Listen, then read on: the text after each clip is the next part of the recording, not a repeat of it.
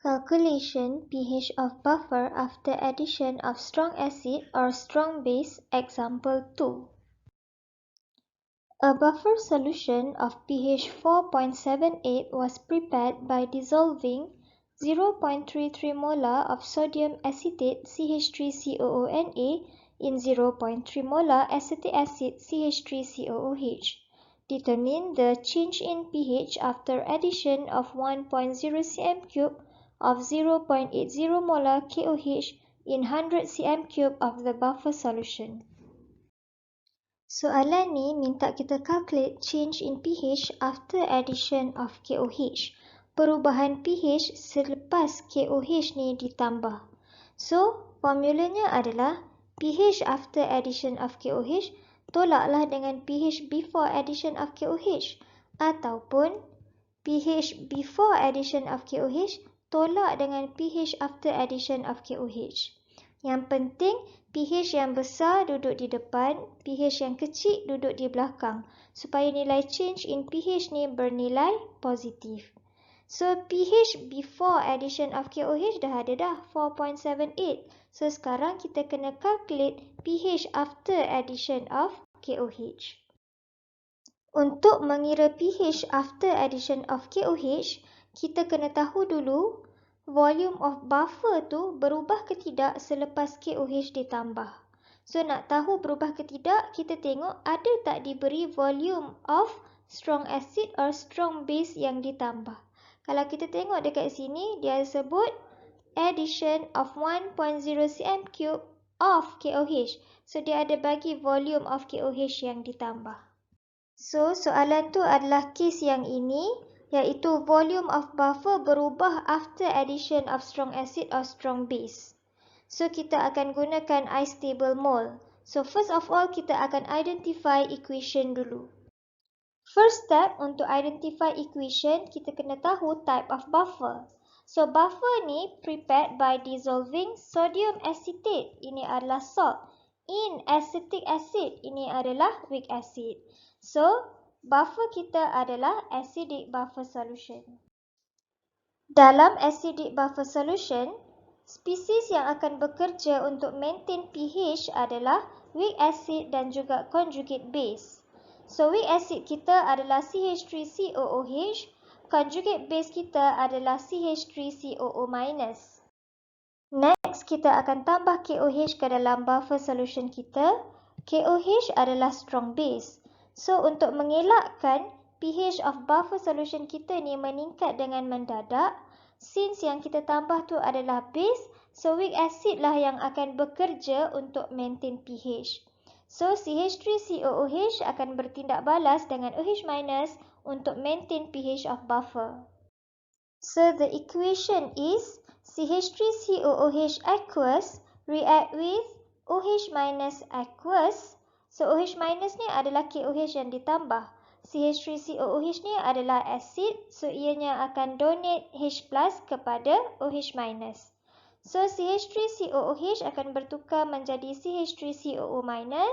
OH- ianya akan bertukar menjadi H2O liquid.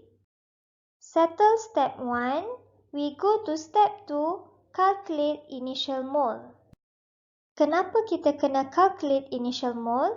Sebab kita akan buat istable mole. So dalam istable mole, kita kena masukkan mole untuk setiap satu substance yang ada dekat dalam equation kita. Kalau kita tengok soalan hanya bagi concentration sahaja, tidak diberi mole, sebab tu kita kena calculate mole. Formula number of mole is N is equal to MV, molarity times volume. So jom kita tengok apakah molarity dan volume yang diberi dalam soalan. So first dia bagi 0.33 molar sodium acetate. Ini adalah salt. So concentration salt adalah concentration conjugate base. Kemudian dia bagi 0.3 molar acetic acid. Ini adalah concentration weak acid. Kemudian dia bagi 1.0 cm3 of 0.80 molar KOH. Ini adalah strong base. Kemudian dia bagi 100 cm3 of buffer solution. Ini adalah volume buffer solution. First, we calculate number of mole of CH3COOH. The molarity is 0.3 molar.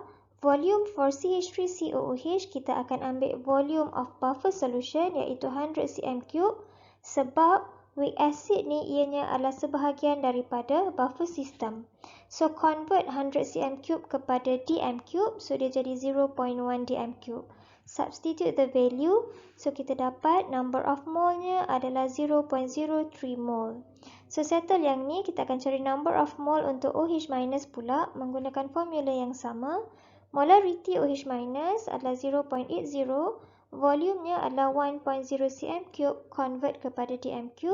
So kita dapati number of mole-nya adalah 8 times 10 power of negative 4 mole. Next, kita akan cari number of mole untuk CH3COO- menggunakan formula yang sama. Molarity adalah 0.33 molar. Volume, kita akan ambil volume buffer 100 cm3 sebab conjugate base ni adalah sebahagian daripada buffer system. Convert into dm3, substitute the value. So number of mole CH3COO- adalah 0.033 mole. Settle calculate initial mole. Next is ice table.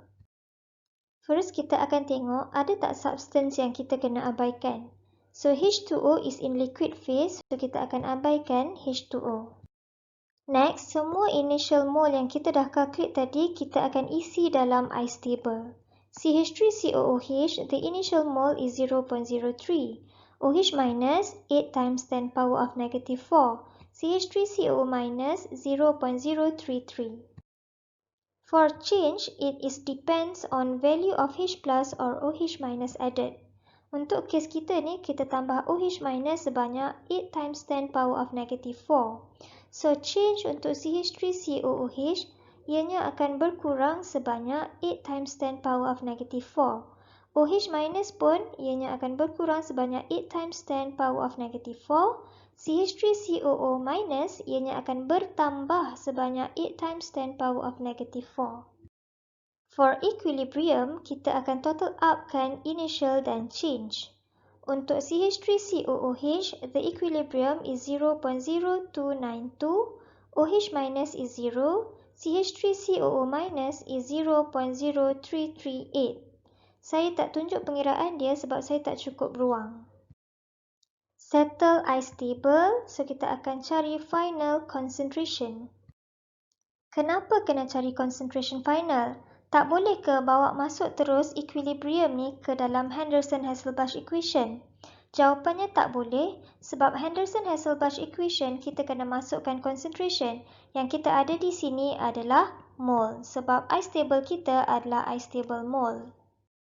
Kalau nak mudah, kita tambah je satu row lagi dekat bawah ni dan kita labelkan dia sebagai concentration final unit molarity.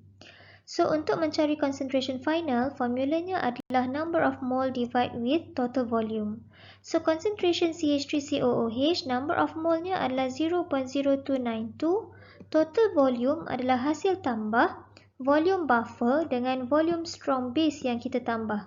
100 cm3 ditambah dengan 1 cm3. Pastikan convert kepada liter.